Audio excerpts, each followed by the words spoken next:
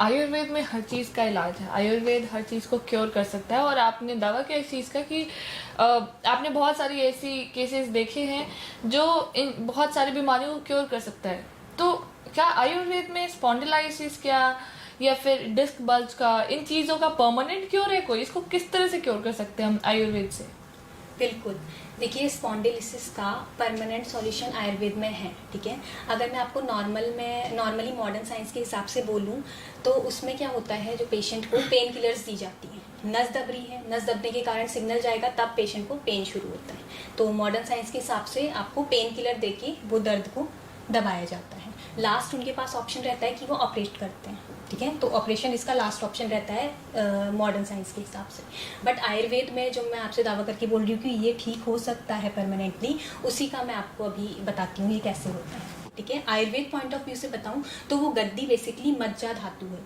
हमारा शरीर है 7 धातुओं से बना है, आपको पता है। रस, रक्त ब्लड, मांस, मसल, मेद, फैट, अस्थि, मज्जा, शुक्र, इन 7 धातुओं से बना है। तो ये जो गद्दी है वो मज्जा धातु है हमारी, ठीक है। तो मज्जा धातु का डीजनरेशन हो रहा है यहाँ पे। तो हमें इसका परमानेंट क्योर क्या करना है कि वो गद्दी फिर से बन जाए, ताकि नसें दबना ऑटोमेटिकली बंद हो जाए। तो उस गद्दी को फिर से कैसे रीजनरेट करना है, उसका उपाय है बस्ती चिकित्सा। बस्ती जो है वो पंचकर्मा की हमारी एक चिकित्सा है।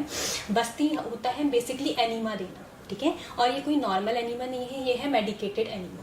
अब आप देखिए, नॉर्मली आप एक पौधे को उगाते हैं, ठीक है।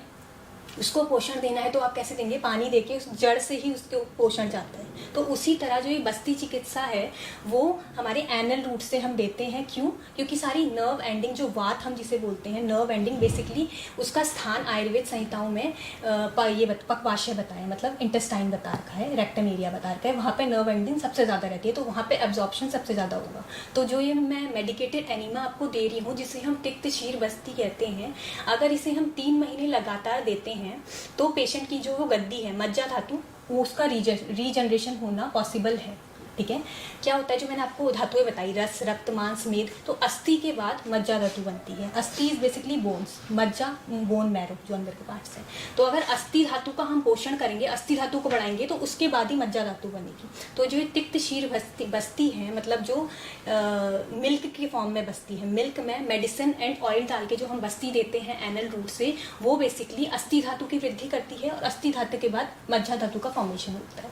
और जो मैं ये चीज़ आपको बोल रही हूँ, ये 3 महीने अगर लगातार पेशेंट लेता है, साथ में औषधियाँ भी दी जाती हैं। सिंपल ये नहीं, पेन में रिलीफ होना, मैं आपको बोलूँगी हफ्ता 20 दिन में पेशेंट को आराम होना शुरू हो जाएगा। ये नहीं बोलूँगी कि 3 महीने लगेंगे ही आराम आने में, ठीक है। सिम्टम वाइज पेशेंट को 1 हफ्ते में 15 दिन में ही आराम होना शुरू हो जाएगा। लेकिन जो मैं परमानेंट सॉल्यूशन बता रही हूँ, गद्दी का फॉर्मेशन दोबारा से जो मैं हम परमानेंट क्योर देना चाह रहे हैं, वो 3 महीने में इस तिक्त शीर बस्ती से पॉसिबल है। तो आप इतने